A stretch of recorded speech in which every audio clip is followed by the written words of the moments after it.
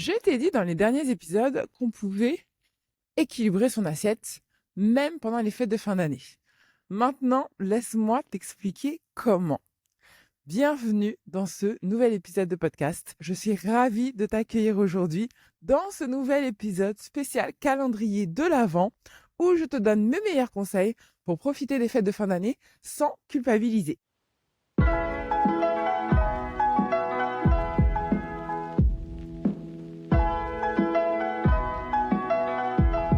Si tu ne me connais pas, moi, c'est Patricia Klopkar. Je suis diététicienne nutritionniste, spécialiste de la perte de poids. Ma mission, c'est d'accompagner les femmes dans leur perte de poids pour qu'elles se sentent enfin belles et épanouies dans leur corps. Tous les jours, je t'amène avec moi dans ma petite balade matinale, objectif 10 000 pas par jour, et c'est là où je suis la plus créative pour te donner mes meilleurs conseils.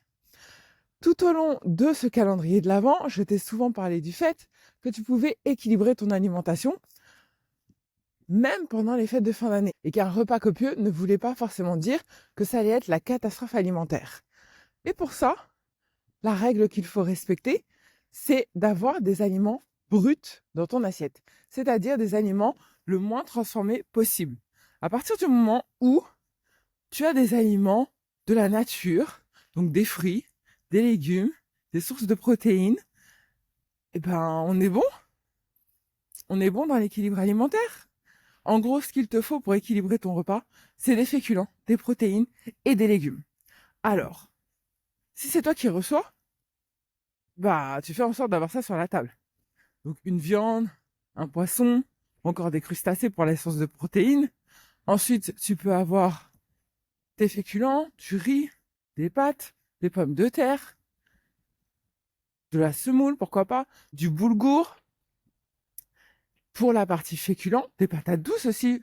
Tu peux aussi faire un petit salé sucré, ça peut être sympa. Et pour ta source de légumes, il te suffit juste de rajouter ta source de légumes. Donc, soit sous forme de crudité, par exemple, tu nous fais une belle salade composée. Tu peux faire aussi des légumes cuits. Pourquoi pas des haricots verts ou encore une julienne de légumes, des légumes forestières, des petits pois. Il y a quand même une variété de choses que tu peux faire pour avoir un repas de fête équilibré. Le tout, c'est que si c'est toi qui reçois, bah oui, ça va te demander de faire en sorte de réfléchir un petit peu en amont pour avoir ces trois sources d'aliments. Et sur la table, bien sûr qu'il y aura du fromage, bien sûr qu'il y aura des desserts, peut-être qu'il y aura aussi un peu d'alcool. Ça aussi, ça fait partie de l'événement. Mais tu peux aussi l'intégrer dans ton équilibre alimentaire.